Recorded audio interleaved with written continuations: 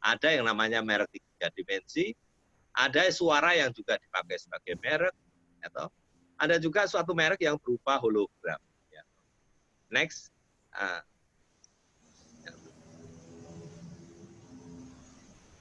Lanjut presentasinya. Nah, ini ya, ini definisi merek yang tadi ya. Next lagi. Nah, ini dari pemahaman apa itu merek. Kalau kita lihat di sini merupakan tipe merek yang baru, itu ada merek dalam bentuk 3 dimensi, ada merek suara, merek hologram. Nah, selama ini kita mengenal merek-merek tersebut sebagai merek non-tradisional. Meskipun dalam praktek kita sebenarnya sudah sering di dalam kegiatan usaha itu sudah sering ada bentuk merek-merek yang berupa 3 dimensi ataupun merek suara, merek hologram. Terlebih merek suara. Nanti kita bisa melihat contoh-contohnya, ya. Kalau praktek selama ini kita sering mendengar orang jualan es, jualan roti dengan menggunakan suara. Masyarakat konsumen itu sudah bisa mengenal, oh itu jualan ini si A, si B. Hanya dengan mengenal suara. Maka itu menjadi fungsi suara-suara yang ada di dalam dia menjajakan produknya dan sebagainya itu bisa menjadi suatu merek. Nah, jadi merek-merek tersebut kita kenal sebagai merek yang non tradisional. Sebagai merek yang kalau merek tradisional jelas selama ini kita sudah mengenal merek-merek merek yang berupa kata, gambar dan sebagainya itu adalah merek-merek yang normal. Ya.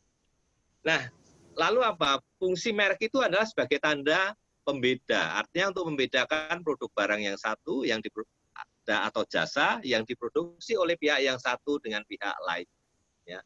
Jadi fungsi utama merek adalah sebagai tanda pembeda. Ya, untuk pada barang atau jasa yang diproduksi oleh pihak yang satu dengan pihak yang lainnya. Ya. Lanjut.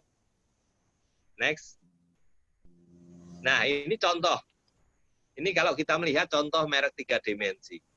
Di sini kita ada suatu bentuk-bentuk 3 dimensi yang kita tidak pernah tidak menyebutkan mereknya itu apa, tetapi pasti orang sudah mengenal.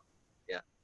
Misalnya yang kita ada di dalam botol itu, gambar botol itu, yang di atas tanpa ada susunan kata ataupun apa, di situ orang oh ini mereknya ini. Terus kemudian ada bentuk seperti itu pasti orang sudah mengenal. Sehingga merek-merek bentuk 3 dimensi itu dikenal juga sebagai salah satu bentuk merek yang baru. Ini adalah perkembangan meskipun kalau kita lihat di Indonesia masih sangat sedikit yang menggunakan ataupun yang mendaftarkan merek-merek tersebut. Ya.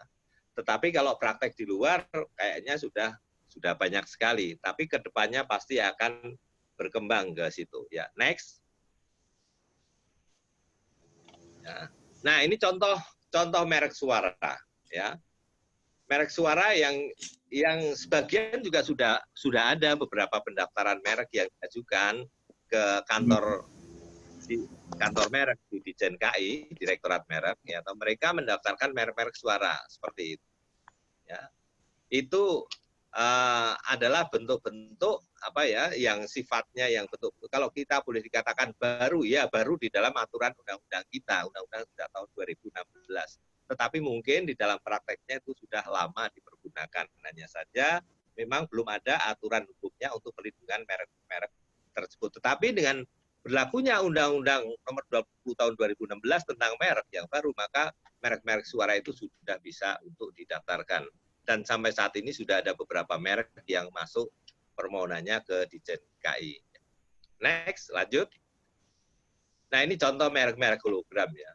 Memang kalau kita lihat di kita masih mungkin baru 1-2 yang mengajukan permohonan. Lebih banyak kalau yang contoh-contoh yang saya tampilkan adalah contoh-contoh yang ada di pendaftaran merek di luar Indonesia. Ya.